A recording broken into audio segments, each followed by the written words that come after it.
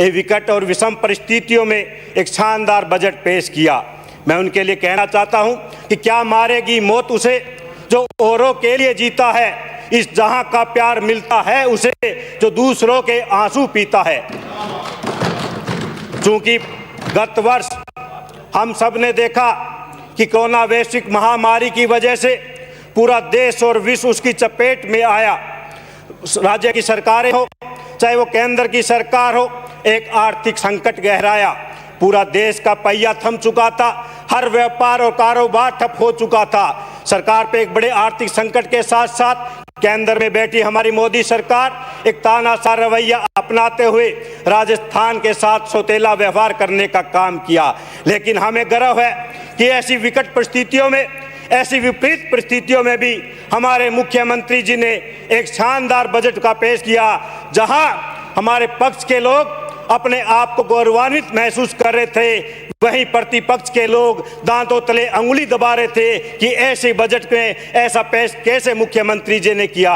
क्योंकि मुख्यमंत्री जी की सोच सदैव आम जन किसान के हितैषी की रही।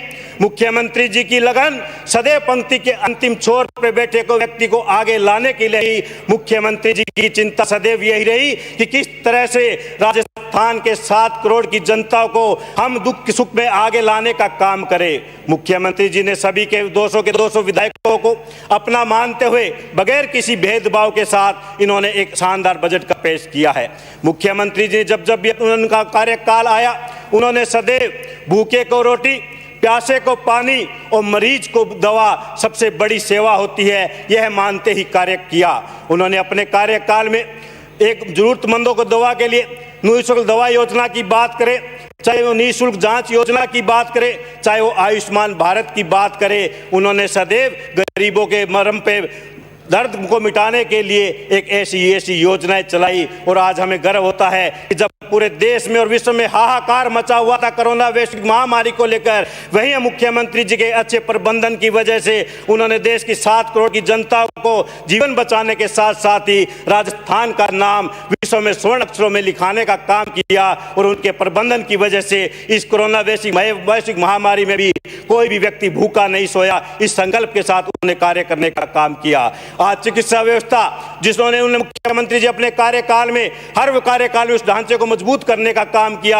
आज उस कोरोना वैश्विक महामारी में सबसे ज्यादा आवश्यकता पड़ी तो हमें उस चिकित्सा संस्थानों की आवश्यकता पड़ी। आज में हमारे मुख्यमंत्री जी ने उन चिकित्सा संस्थानों को बढ़ाने के लिए, चाहे वो जिले के अस्पतालों में आईसीयू की बढ़ाने की बात करें, चाहे वो बेडों के बढ़ाने की बात करें, चाहे वो पीएससी सीएससी को खोलने की बात करें, उनका सदैव सपना यही रहता है कि हम प्रत्येक व्यक्ति को जो जरूरतमंद होता है उसको निःशुल्क दवा देने का काम करें। इसके साथ ही मुख्यमंत्री जी बनने के बाद उन्होंने शिक्षा में भी नवाचार किया। बाबा भीमराव अंबेडकर जी ने कहा था कि शिक्षा वो शेरनी का दूध है जो जितना पिएगा वो उतना धाड़ेगा। उन्होंने लगातार नवाचार करते हुए इस बार तो एक इतिहास ही लिखा कि आज राजस्थान का गरीब परिवार का बच्चा के मन में एक सपना था कि वो भी अंग्रेजी माध्यम विद्यालय में जाएगा, क्योंकि आज बढ़ती महंगाई के लिए, आज बढ़ती फीस दर में लिए उसका एक सपना था क्या वो भी प्राइवेट स्कूलों में अंग्रेजी माध्यम विद्यालय में जाएगा। लेकिन मुख्यमंत्री जी ने उनके सपने को पूरा करते हुए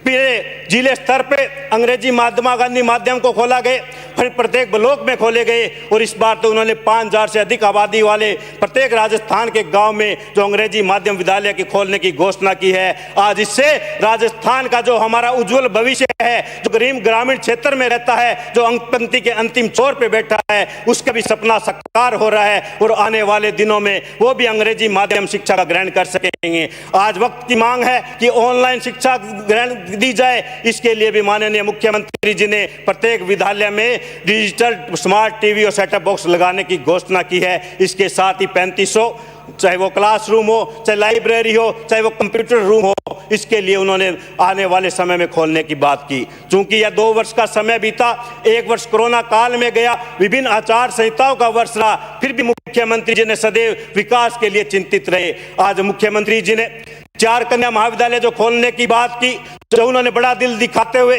जो हमारे सदन के हमारे साथी थे, जो इस कोरोना काल की वजह से हमें छोड़कर चले गए, आज उनकी याद सदैव व्यक्ति के मन में रहे, इसके लिए उन्होंने 4 कन्या महाविद्यालय हमारे साथियों के नाम से खोलने की घोषणा की। मैं आपसे कहना चाहता हूं, चाहे हम सड़कों की बात करें, मुख्यमंत्री जी ने बड़ा दिल दिखाते हुए 200 के 200 विधायकों को 5-5 करोड़ रुपए की सड़कों की बात की। नगर पालिका, नगर निकाय और नगर परिषद में भी विभिन्न तरह की सड़कों के निर्माण कार्यों की बात की और हर जिले में 3 मेजर सड़कें बनाई जाएगी, राज्य मार्गों का विस्तार किया जाएगा, इस तरह के विकास कार्य उन्होंने कहा। मुख्यमंत्री जी युवाओं को रोजगार देने के लिए और प्रतियोगी परीक्षा में जाने के लिए रोडवेज में निःशुल्क यात्रा की व्यवस्था की। मुख्यमंत्री जी की सोच यही है कि वो प्रत्येक वर्ग को, चाहे वो छोटा व्यापारी हो, चाहे वो किसान हो, चाहे वो मजदूर हो, चाहे वो युवा हो, चाहे वो बेरोजगार हो, उन्होंने इस बजट में प्रत्येक व्यक्ति को लाभ पहुंचाने का काम किया है। मुख्यमंत्री जी की सोच उस तानाशाह व्यक्ति की तरह नहीं है कि वो 15 लाख का सूट पहने, 20-20 लाख के चश्मे लगाए, हर दिन रंग रूप बदले या विदेशों की यात्रा करे। मुख्यमंत्री जी हमारे सदैव गरीब जनता के दिल में बैठते हैं। मुख्यमंत्री जी आम जन के बीच में रहकर उनकी समस्याओं को दूर करने का काम करते हैं। केंद्र में बैठी मोदी सरकार जिन्होंने हद कर दी, 3 महीने से ज्यादा हमारा देश का अन्नदाता दिल्ली की राजधानी को घेरे बैठा है, लेकिन उनको एक दिन भी चिंता नहीं हुई।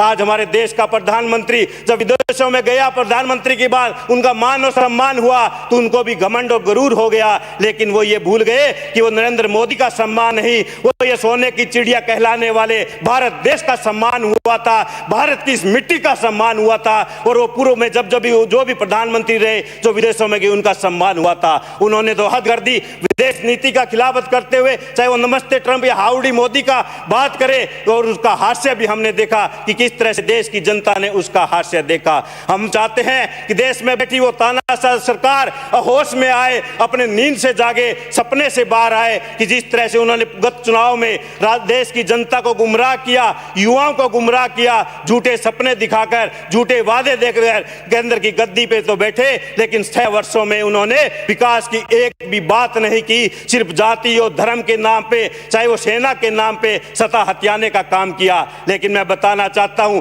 हमें गर्व है हमारे देश की सेना पे। देश की सेना आज ही मजबूत नहीं हुई, देश की सेना आजादी के साथ ही मजबूत थी, आज भी मजबूत है और आगे भी मजबूत रहेगी। शायद वो ये दिन भूल गए जब हमारे पूर्व प्रधानमंत्री इंदिरा गांधी जी ने 90,000 पाकिस्तान के सैनिकों का आत्मसमर्पण करवाया था। हमारा देश होने का चिड़िया था। हम चाहते हैं कि हमारे देश के सभी भाई, चाहे किसी भी जाति और धर्म के हो, एक तागे में पिरोकर एक साथ रहें। किसी भी तरह का जातिवाद का जहर घोलकर जो ये लोकतंत्र की हत्या करना चाहते हैं, जो ये भाईचारा को खत्म करना चाहते हैं, उसको कांग्रेस पार्टी के नेता कभी कामयाब नहीं होने देंगे। मैं धन्यवाद करता हूं मुख्यमंत्री जी का और नौहर के हमारे विधानसभा क्षेत्र की जनता का, जिसने 30 वर्ष के बाद स्वर्गीय लक्ष्मी नारायण जी भांबू के बाद अपने स्थानीय इस बेटे को विधायक चुनकर राजस्थान की विधानसभा में भेजा।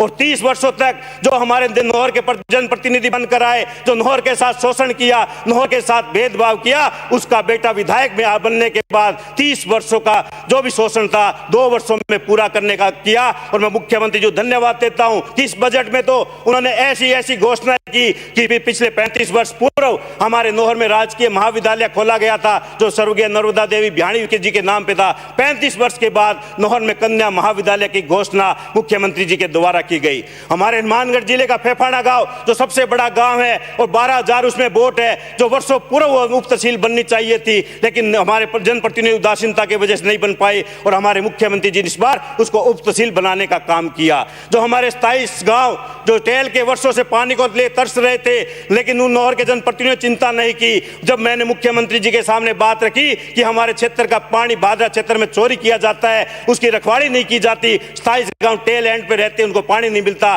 तब मुख्यमंत्री जी जिले के प्रशासन को लगाया, पानी पहुंचाने का काम किया और इस बार उन्होंने एक नया थाना देकर पानी चोरी रोकने वालों पर लगाम कसने का काम किया। नौहर से सरदार सड़क का जो एक लंबे समय से मांग चल रही थी, इस बार भी उसको उनको पूरा करने का काम किया। नौहर से चूरू हाईवे, जिसमें विभिन्न हर कार्यकाल में वहां से मंत्री बनते आ रहे हैं, लेकिन उन्होंने कभी सुध नहीं ली और हमारे केंद्र के बैठी मोदी सरकार ने बार बार अपने बजट में घोषणा की रैलियों में कि सरसा से चूरू तक का नेशनल हाईवे बनाया जाएगा।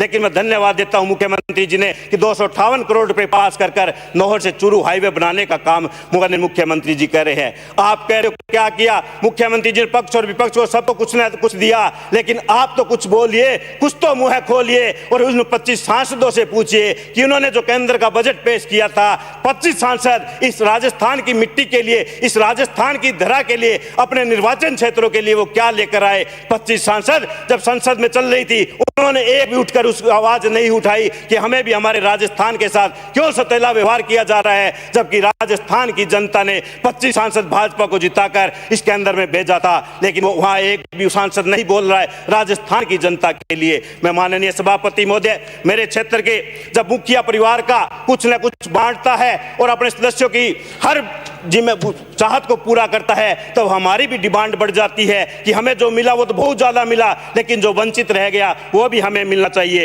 इसके लिए मैं आपसे निवेदन करना चाहता हूं कि नौहर और भादरा के 28 गांव जिसके चारों तरफ पानी पहुंच गया, लेकिन वो आज भी 28 गांव पानी के लिए तरस रहे हैं। 2019 में मुख्यमंत्री जी ने डीपीआर बनाने की घोषणा की, 306 करोड़ रुपए की डीपीआर बन के आई। मैं चाहता हूं कि रिप्लाई के समय में नौहर भादरा को वो सौगात दे। एक मैं नौहर के हमारे अम्बेडकर कन्या छात्रावास की काफी समय से मांग उठ रही है कि हमारे बहनों को सुरक्षित वातावरण में शिक्षा ग्रहण कर सके, उसके लिए अम्बेडकर कन्या छात्रावास महाविद्यालय स्तर का खोला जाए। सुई ब्रांच का जो 2003 और 2004 में तत्कालीन भाजपा सरकार ने कुठाराघात करते हुए उस सुई ब्रांच जो चल निर्माणाधीन थी उसको वहीं रोक दिया गया था। मैं आपके माध्यम से चाहता हूं कि उसका भी पूरा किया जाए। पल्लू क्षेत्र जो नौर विधानसभा क्षेत्र से 70 किलोमीटर दूर है और राव तहसील मुख्यालय से 45 किलोमीटर दूर है, जहां आईएन ऑफिस है, थाना है, महाब्रह्मांडी का बहुत बड़ा मंदिर है, उसको तहसील में क्रमोन्नत किया जाए। एटा सिंगरासर के विभिन्न तहसीलों के लोग जो आंदोलन ले थे, एटा सिंगरासर का भी निर्माण करवाया जाए। मैं ये आपसे कहना चाहता हूं, और जो हमारे संविदा कर्मी हैं, जो हमारे युवा बेरोजगार हैं, मैं सरकार से कहना चाहता हूं उनकी तरफ भी वो आप एक संवेदनशील रास्ता उठाते हुए, एक सहानुभूतिक विचार करते हुए जो भी भर्तियां वंचित है उनको एक रास्ता दिखाएं, क्योंकि आज हमारा युवा बेरोजगार एक तरफ तो बेरोजगार है और ओवर एज होने का डर है, और दूसरी तरफ वो घरों से पैसे लगाकर जगह जगह कोर्टों में घूम रहे हैं। तो उनको भी न्याय मिलना चाहिए, चाहे वो शिक्षक भर्ती हो, चाहे वो नर्सिंग 2013 भर्ती हो, चाहे वो प्रयोगशाला सूची की बात हो, जो भी विसंगति है उसको दूर करने का काम करे। आपने मुझे बोलने का समय दिया, इसके लिए मैं आपका धन्यवाद करता हूं। जय जवान जय किसान। राजकुमार रोत। सभापति महोदय, मैं प्रस्ताव करता हूं कि सदन का समय 1 घंटा बढ़ाकर 7 बजे तक कर दिया जाए। सदन का समय 1 घंटा बढ़ाया जाए। सदन का समय 1 घंटा बढ़ाया गया। सभापति महोदय, बजट भाषण पे जो बोलने का अवसर दिया उसके लिए आपको धन्यवाद। 2-3 दिन से पक्ष विपक्ष द्वारा और निर्दलीय साथियों द्वारा इस बजट पे वाद विवाद हो रहा है। इस बजट में राजस्थान के मुखिया द्वारा हमारे विधानसभा क्षेत्र में नवीन महाविद्यालय खोला, उसके लिए पूरे क्षेत्र की तरफ से, हम सब की तरफ से माननीय अशोक जी गहलोत को धन्यवाद देना चाहते हैं। और साथ ही लंबे समय में